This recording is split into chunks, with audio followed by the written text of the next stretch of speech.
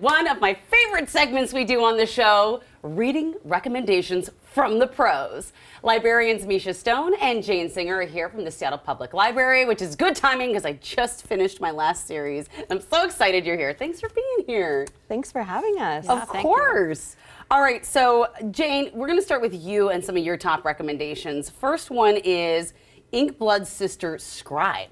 Ooh. Yeah, so this is Inkblood Sister Scribe by debut author Emma Turge. I picked that one up for the cover, but I stayed just riveted. It's an urban fantasy. It's set primarily in modern-day Vermont, and it tells the story of these two estranged sisters who grew up in a house where books were imbued with magic. Ooh. The books are actually spells themselves. And then across the world, in London, there's a boy who's been raised to believe that he's the only one who can create these spells through a process that can take literal blood, sweat, and tears, and sometimes even more. And their fates become linked in a way that will sort of test the bounds of family and loyalty. It's great for people who think they don't like fantasy. There's a little bit of romance in there, but it's mostly an adventure story. I always try to tell my friend, because I'm a big urban fantasy, so I always try to tell people, hey, give it a shot. So I'm glad to know this one. All right, the next one, Songs on Endless Repeat.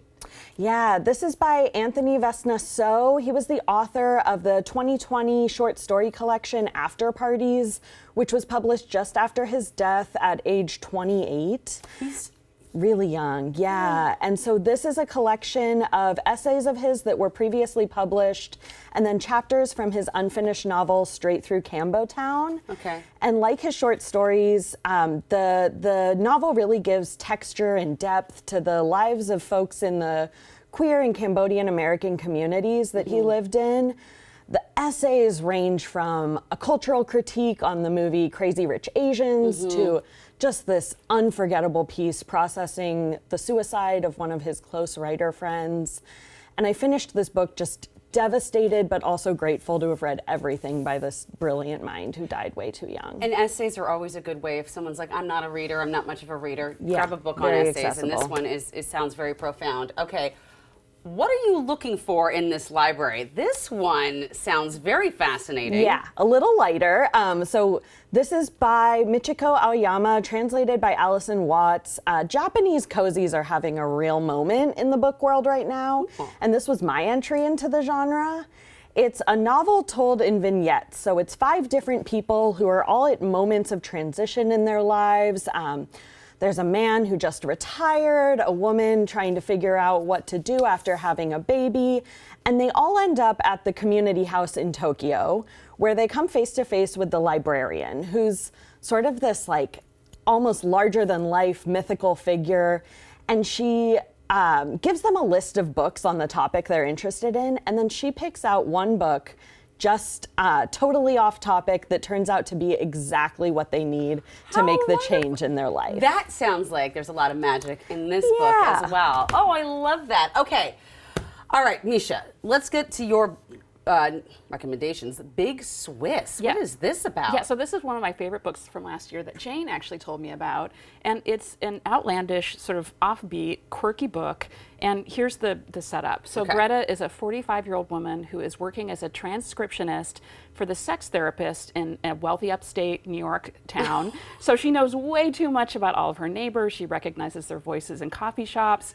And there's one client whose voice and whose story absolutely captivates her. She becomes obsessed. It's the client that she calls Big Swiss. So she goes out of her way under an assumed name to meet this woman in real life and get to know her. And she makes just a series of disastrous decisions that you just can't look away. It's sort of like a slow motion train wreck that just is absolutely captivating, and just one of those books that's like if you like a messy heroine making decisions that you can't stop finding out what happens next. It's that kind of book. This is fascinating. What a unique and interesting book that one is. All right. That time I got drunk and saved a demon. I feel like you picked this for me, didn't you? I did.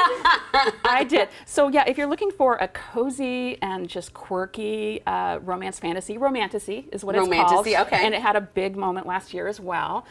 This is for you. So it is about Cinnamon. We meet her on the way back one night. She's drunk, stumbling through the woods to get back to her family's spice farm, and a demon attacks her. And in her world, the queen has told everyone that demons are bad. You should avoid them at all costs.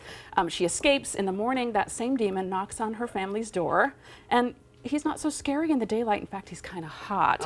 And he tells her family that the queen has been lying to them this whole time. She gets basically wrangled into this side quest to take down the queen, even though she would rather be drinking beer and eating cheese. Yeah, I'm with her. It's a sweet and spicy and very sort of arch, sort of self-aware, funny I love this. romance, originally self-published, now picked up by a big publisher. I love that. I want to actually talk to you about self-publishing in a second, but first, this sounds like somewhat, this is next on my reads. Okay, all right, 1,000 words, a writer's guide to staying creative, focused, and productive. Okay, so this is about writing. Yeah, absolutely. So this is like, if your New Year's resolution was to either start writing or keep writing, this is the book for you. So Jamie Attenberg, several years ago, started a summer sort of like literary movement where she and her famous friends were encouraging writers to keep going. Yeah. So you get both her sort of words of encouragement and sort of pithy affirmations, but also you get essays from people like Carmen Maria Machado and Lauren Groff and Roxane Gay and Brian Washington, just lots of great people that will really keep cheering you on as you're trying to get into writing. This is phenomenal. I'm so glad you brought this. All right, before we let you go, you have one last book. Kinning? Yes, so this is local author Nisi Shaw. If you like science fiction that will expand your understanding of what is possible, this is for you. It's the sequel to Everfair, and the book launch is this Friday at the Central Library at 7 o'clock, so join us for Nisi Shaw's book launch. Oh, this is so cool. Thank you so much for bringing us so many unique and fun and interesting books. All right, I'm going to give you all the books back. I can't keep them. All right, take those back to the library. And then, upload your Libby app and rent those books out. All right.